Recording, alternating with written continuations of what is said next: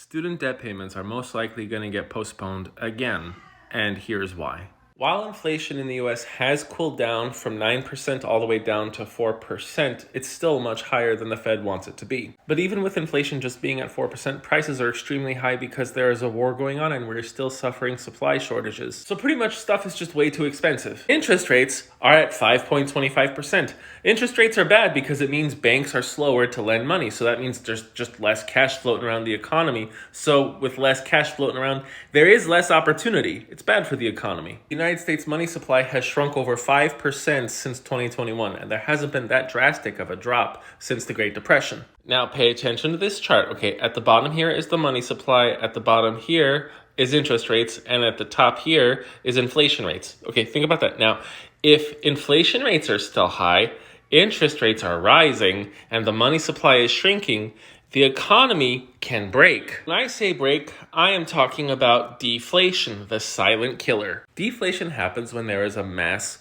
shortage of dollars. So guess what happens? The price of the dollar does go up, and the cost of everything else that a dollar can buy starts to drop. And you might think it's a great idea that prices come down.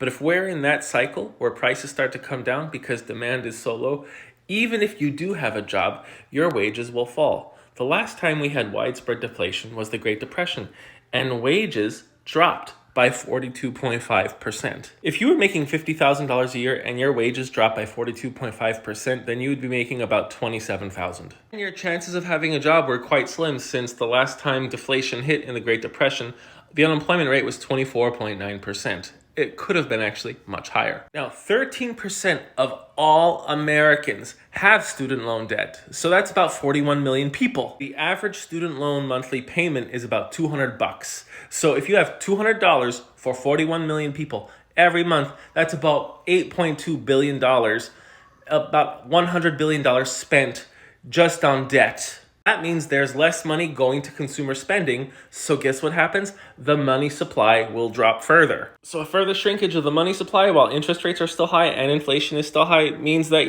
the economy can break and most likely we will head into a deflationary cycle. While the US government doesn't really care that much about their own people, they do want them to be in a state where they can actually pay taxes because the US government has to pay interest on its vast amounts of debt. So deflation is death for any government that's fiat dependent like ours. So when it comes to the $1.76 trillion in total student debt, I think the government's just going to kick the can further down the road. And honestly, it's a crime that anyone needs to take a loan to get a public education.